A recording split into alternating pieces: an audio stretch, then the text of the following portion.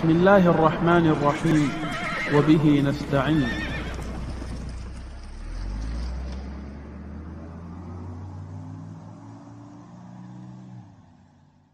The author rahimahullah ta'ala said, مدار الفقه على عشرة أشياء. Fiqh roams around 10 matters. The realms, the spheres of fiqh are founded on 10 components. Number 1, ibadah, worship. And that's the people's obligation toward Allah subhanahu wa ta'ala.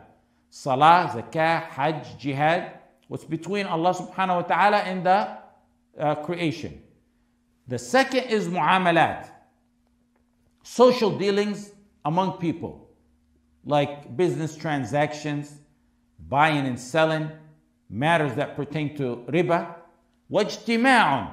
Ijtima' literally means getting together, getting something or someone together. What he means by here is getting two people together, getting the spouses together, meaning marriage. Wafiraqun literally means separated, which is the opposite of marriage, divorce.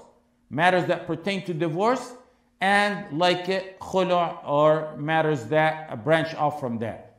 Wajinayatun, which is injurious crimes, like qisas, the punishment for killing. Wa ma'asi, and ma'asi is sins.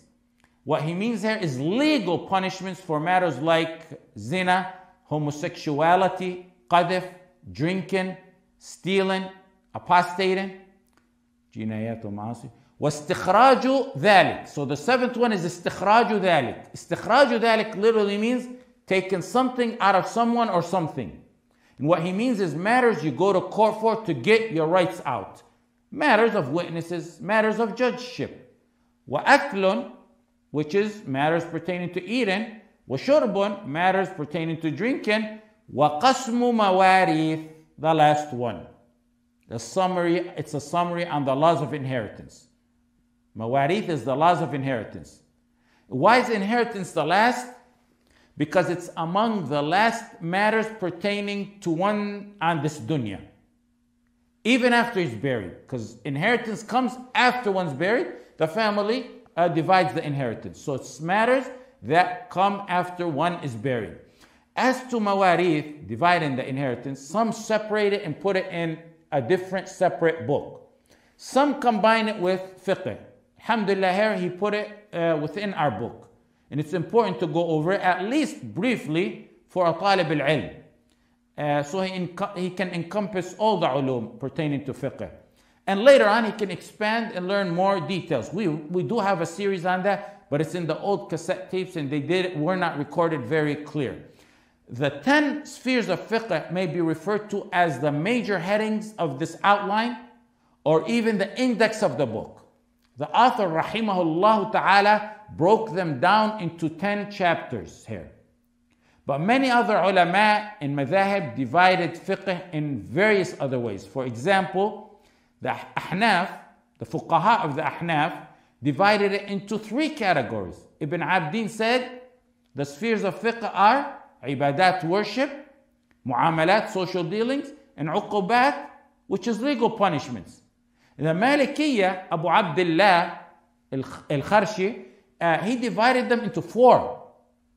Ibadat, marriage, selling and dealings and transactions, and ijara, which is contracts of hiring, and that which branches out from that. Al-Shafi'iyya, like Al-Ramli, rahimahullah ta'ala, divided the spheres into 4 as well, but were different from the previous 4. Some of them were different than the previous 4. So he said ibadat, mu'amalat, social dealings, marriage, and jinayat, which is injurious crimes. The Hanabila came after them and they followed in the footsteps of Al-Shafi'iyya and they copied exactly what Al-Shafi'iyya did. Ibn Muflih said Ibn Qudama in his book Al-Mughni followed in the path of Al-Shafi'iyya and divided fiqh into ibadat and mu'amalat and marriage and jinayat. Now what I mentioned of each of the madhahib is generally what the madhab follows. Generally. It's the trend of that madhab in their mutun and in their reference books. But there are exceptions. And one of the exceptions is the one before you. What did I just say? I said Hanabila divided fiqh into 4 categories. And here your author has 10 categories. Some even divided it into 2 categories. They just said ibadat and muamalat only. Dividing the fiqh spheres into 10 or 4 or 2 or 3, that's not a ibadah. It's from the ijtihad of the alim to categorize fiqh as best as he can in a way that he feels people will better understand his outline. Whether one chooses 10 or 4 or 2, it has no effect on the substance matter. Photograph those 10 spheres in your mind, because that's the outline and index of the book that will help you organize your ideas. And from those 10 headings, there will be primary headings, secondary headings, subheadings, and so on, as with any outline, because this is a matan. And we said in the last halaqah, a matan is in reality outline. The ulama gave special attention to dividing and breaking down fiqh topics. And it's just to make it easier for you and me, so we can comprehend it and understand it and learn it and teach it better. It's a method actually derived in a way from the Quran. Allah subhanahu wa ta'ala categorized some matters in the Quran. هو الذي خلقكم فمنكم كافر ومنكم مؤمن. هو الذي خلقكم فمنكم كافر ومنكم مؤمن. والله بما تعملون بصير. So the major heading, Allah created you. The sub or secondary heading, A, some of you are disbelievers.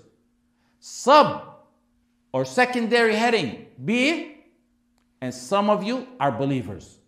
So there's no C, there's no in between. Crisp, clear, so everyone can get it. There are many other examples like that throughout the Quran. When knowledge is broken like that, when it's broken down like that for us, it makes it easier to comprehend, and it makes the point stronger and clearer and more logical when presented.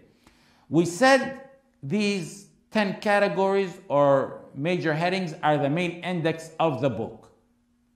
And the 10th one that we mentioned, which is the laws of inheritance.